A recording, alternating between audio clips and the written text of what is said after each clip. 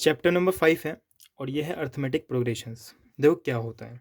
सबसे पहले ये जानेंगे भाई अर्थमेटिक प्रोग्रेशन है क्या। जैसे मान के चलो मैं कुछ टर्म्स लिखता हूँ, जैसे 2, 4, 6, 8 और एक लिखता हूँ मैं 5, 11, 17, इस तरीके से। तो ये दो मैंने सीरीज़ लिखी है और इसमें जो मैंने नंबर्स लिखे हैं, जैसे 2 के बाद 4 आता है, 4 के बाद 6, 6 के बाद 8। तो यहाँ पे क्या है, इनका जो अंतर है वो कितने का है, 2 का। फिर यहाँ पे कितने का अंतर है, 2 का। फिर यहाँ पे कितने का अंतर है, 2 का। उसी तरीके से जो यहाँ पे डिफरेंस है हमारे पास वो है 6 का। फिर यहाँ पे कितने का अंतर है, 6 का। ठीक है ना। तो यहाँ पे जो मैंने सीरीज़ लिखी है ये इसमें क्या है कि जो कॉमन डिफरेंस है जो है इन दोनों नंबर के बीच का, चाहे इसके बीच का हो, चाहे इसके बीच का हो, चाहे इसके बीच का हो, उसी तरह से इसके बीच का दोनों के जो हैं कॉमन डिफरेंसेस वो बराबर बराबर हैं। ठीक है ना। तो इस तरह की कोई भी सीरीज़, ठीक है ना, यानी कोई भी पैटर्न जिसके कॉमन डिफरेंसेस हमेशा बराबर होते हैं उसे हम अर्थमेटिकल प्रोग्रेशंस बोलते हैं। एपी को जो हम लिखते हैं वो इस तरीके से लिखते हैं, जैसे कि एपी है हमारा, यानी अर्थमेटिक प्रोग्रेशंस, यानी इसमें क्या होता है, A1 होता है, A2, A3 और इसी तरीके से हमारा लास्ट टर्म होता है AN। ठीक है ना। जहाँ पे A1 जो है हमारा, ये होता है हमारा फर्स्ट टर्म। ठीक है, फर्स्ट टर्म। जो हमारा A2 है इसे हम बोलते हैं सेकेंड टर्म, सेकेंड टर्म। फिर अगर A3 है तो वो हमारा थर्ड टर्म है, थर्ड टर्म है वो। और इसी तरह से क्या होगा, फोर्थ, फिफ्थ, सिक्स्थ, 100। ठीक है ना। अगर ये AN है हमारा तो ये क्या होगा, हमारा लास्ट टर्म होगा, लास्ट टर्म। ठीक है ना। और जब हम चेक करेंगे भाई कोई भी जो पैटर्न है वो AP है कि नहीं है, तो वहाँ पे क्या निकालेंगे, हम D निकालेंगे। और D का मतलब होता है कॉमन डिफरेंस, कॉमन डिफरेंस।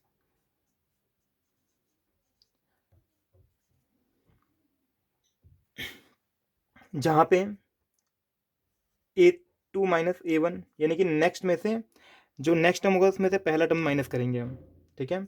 इसी तरीके से जो थर्ड टर्म होगा उसमें से दूसरा माइनस कर देंगे हम। और अगर फोर्थ टर्म भी हो तो फोर्थ में से तीसरा उससे पहले वाला माइनस कर देंगे हम। ठीक है ना। ठीक है। तो सिंपली यहाँ पे ये जानना है हमें कि भाई जो AP है उसके जो भी टर्म्स होंगे ना उसका कॉमन डिफरेंस हमेशा बराबर होना चाहिए, तो वो हमारा AP होता है। ठीक है ना, अर्थमेटिक प्रोग्रेशंस होता है। इसी के ऊपर हमारा एक एक्सरसाइज है 5.1, जहाँ पे हमें डिफरेंट टाइप के AP दे रखे हैं और हमें चेकआउट करना है कि कोई भी टर्म्स AP है कि नहीं है। ठीक है। तो करते हैं 5.1 एक्सरसाइज। क्वेश्चन नंबर 1 है और कहता है यहाँ पे कि in which of the following situations does the list of numbers involved make arithmetic progressions and why. यानी हमें बताना है यहाँ पे कि जो यहाँ पे कुछ सिचुएशंस है और हमें बताना है इसमें से कौन सा टर्म्स अर्थमेटिकली प्रोग्रेशंस हैं और क्यों हैं। ठीक है। तो जैसे इसमें सबसे नंबर 1 क्वेश्चन है हमारे पास, the taxi fare after each kilometre when the fare is ₹15 for the first kilometre and ₹8 for each additional kilometre. तो कहता है यहाँ पे कि एक टैक्सी है। ठीक है। टैक्सी का जो किराया है ना वो पहले किलोमीटर का, यानी कि फर्स्ट किलोमीटर का, ये फर्स्ट क्वेश्चन का पहला पार्ट है। तो फर्स्ट किलोमीटर का जो किराया जो है वो ₹15 है। ठीक है।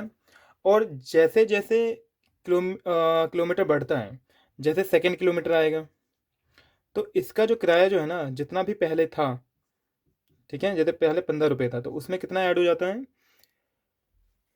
₹8 इसमें ऐड हो जाता है। तो कितना हो जाएगा हमारा ये, ₹23। इसी तरीके से जो नेक्स्ट किलोमीटर यानी थर्ड किलोमीटर होगा हमारा, थर्ड किलोमीटर में तो क्या हो जाएगा, जितना सेकंड में लगा होगा, ठीक है, उसमें फिर कितना ₹8 इसका बढ़ जाएगा। तो ये हो जाएगा हमारे पास कितना, 31, है ना।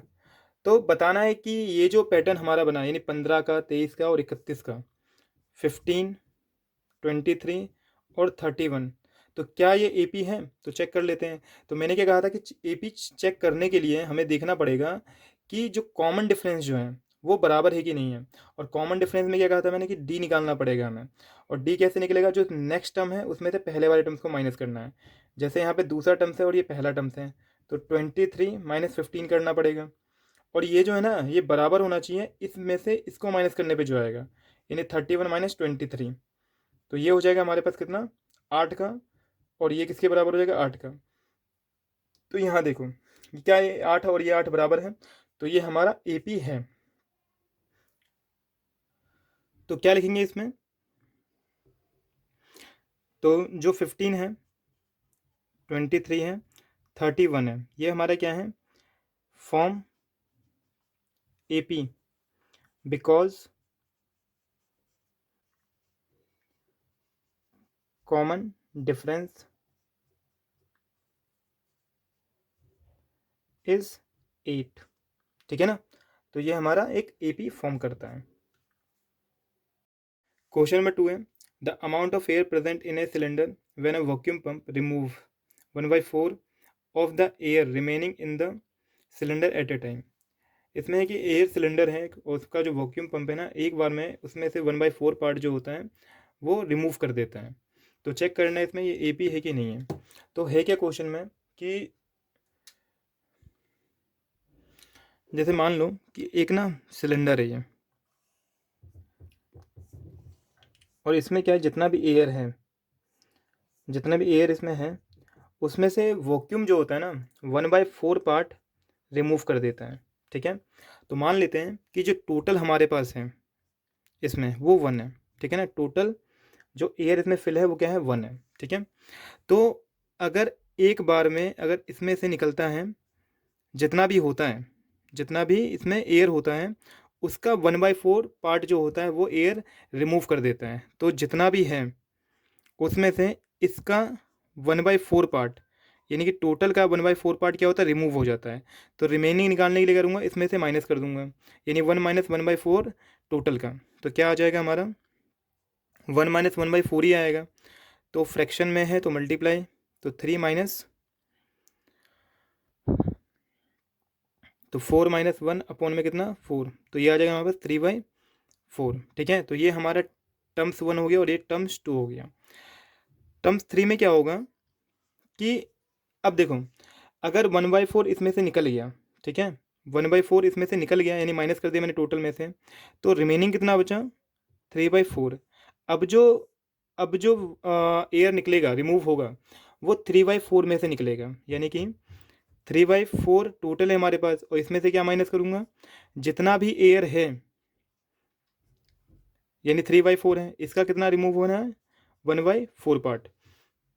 तो क्या आ जाएगा, 3/4 माइनस में 4 4 जा 16 और 3 1 जा 3, तो ये आ जाएगा हमारे पास 16 LCM हो जाएगा। तो 4 से मल्टीप्लाई करना पड़ेगा इसको, तो 3 4 जा 12 माइनस का 3, तो ये आ जाएगा 9/16। ठीक है, अगर मैं T4 निकालूंगा तो क्या होगा कि अब रिमेनिंग कितना बचेगा, ये 9/16 रिमेनिंग बचेगा हमारा, 9/16। तो 9/16 का, और इसमें से जितना भी था उसका 1/4 रिमूव होना है। तो रिमेनिंग का 1/4 और टोटल में से माइनस करूँगा जितना भी था, तो 9/16 माइनस में 64, और 9 1 जा 9 हो जाएगा। तो कितना आ जाएगा ये, 64, और ये 4 से मल्टीप्लाई करना पड़ेगा, तो ये आ जाएगा 36 माइनस का 9, तो ये आ जाएगा 27/64। तो देखो, टर्म्स 1 हमारा क्या है, 1 है, टर्म्स 2 जो हमारा है वो आ गया 3/4, टर्म्स 3 9/6, और टर्म्स 4 जो हमारे पास वो हो गया 27/64। ठीक है,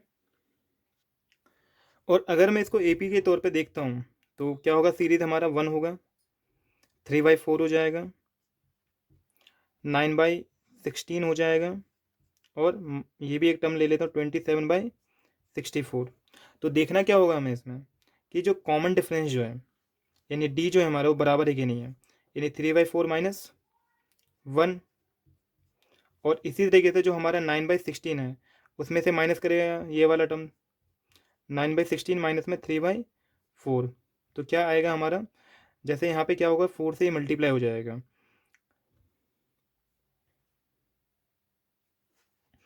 तो ये आ जाएगा 4 1 जा 4, यानी 3 माइनस 4/4। क्या आ जाएगा हमारा -1/4। इसी तरीके से इसको माइनस करूँगा तो 16 और 4 का एलसीएम हो जाएगा 16, और 9 माइनस में हो जाएगा हमारा ये 4 से मल्टीप्लाई होगा ये, तो कितना 12 आ जाएगा ये। तो ये आ जाएगा हमारा कितना -3/16। ठीक है, तो यहाँ पे जो कॉमन डिफरेंस जो है हमारा है -3/16, और यहाँ पे क्या है हमारे पास 1/4 है। तो ये दोनों बराबर नहीं है, और जब कॉमन डिफरेंसेस बराबर नहीं है तो ये जो टर्म्स जो है हमारा वो क्लियर है कि एपी नहीं होगा। तो मतलब कि जो 3/4 9/16 is not AP because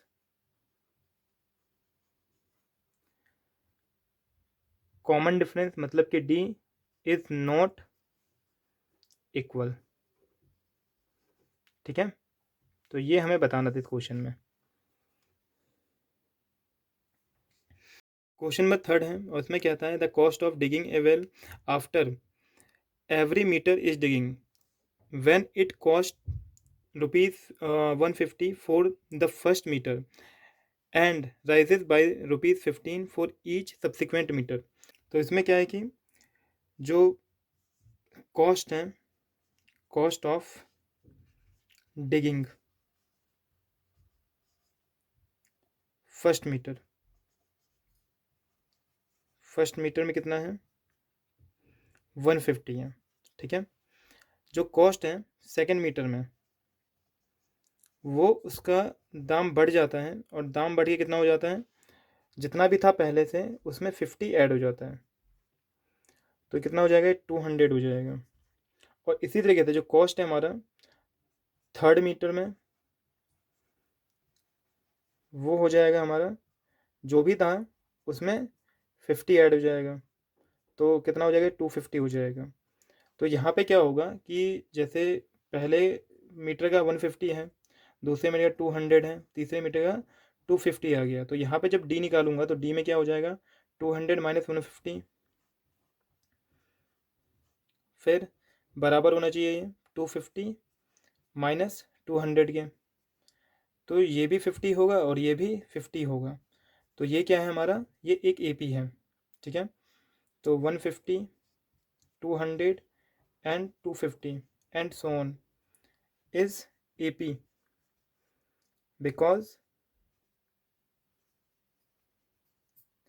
common difference यानी कि डी इज इक्वल। ठीक है ना।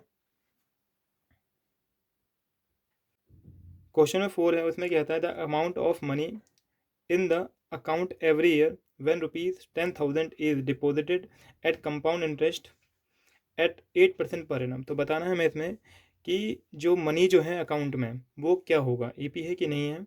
अगर 10,000 रुपये की प्रिंसिपल वैल्यू है, अगर इसको हम बैंक में डिपॉजिट करते हैं वो भी एक कंपाउंड इंटरेस्ट के साथ 8% पर एनम के साथ, तो प्रिंसिपल वैल्यू जो इसमें हमारे पास वो है 10,000, और इसका जो रेट जो है वो है 8% कंपाउंडेड के साथ।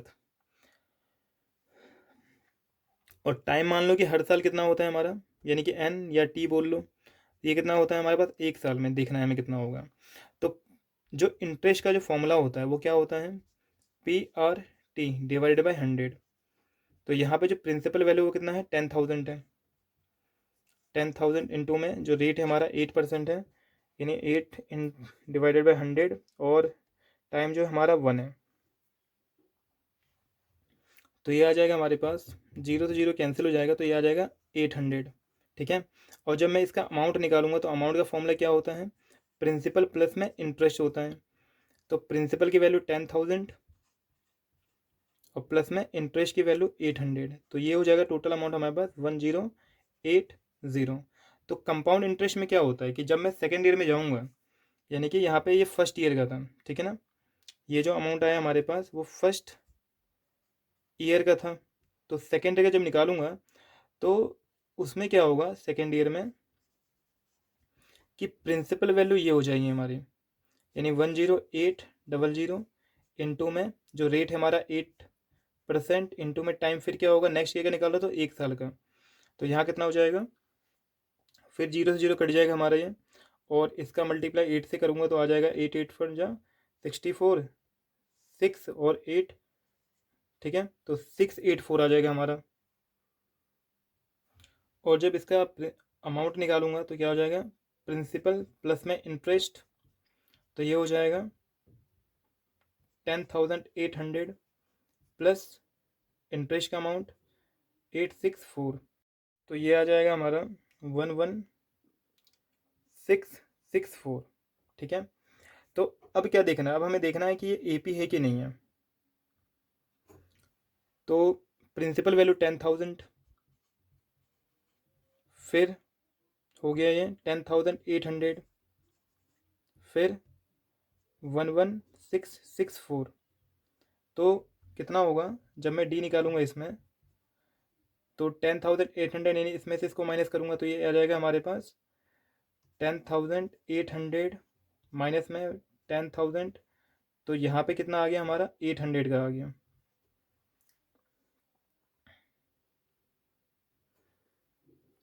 फिर 11,664 में से माइनस करूंगा मैं 10,800, तो ये आ जाएगा 864। तो कॉमन डिफरेंस यहाँ बराबर नहीं है, तो ये जो होगा हमारा ये एपी नहीं होगा, नॉट एपी, बिकॉज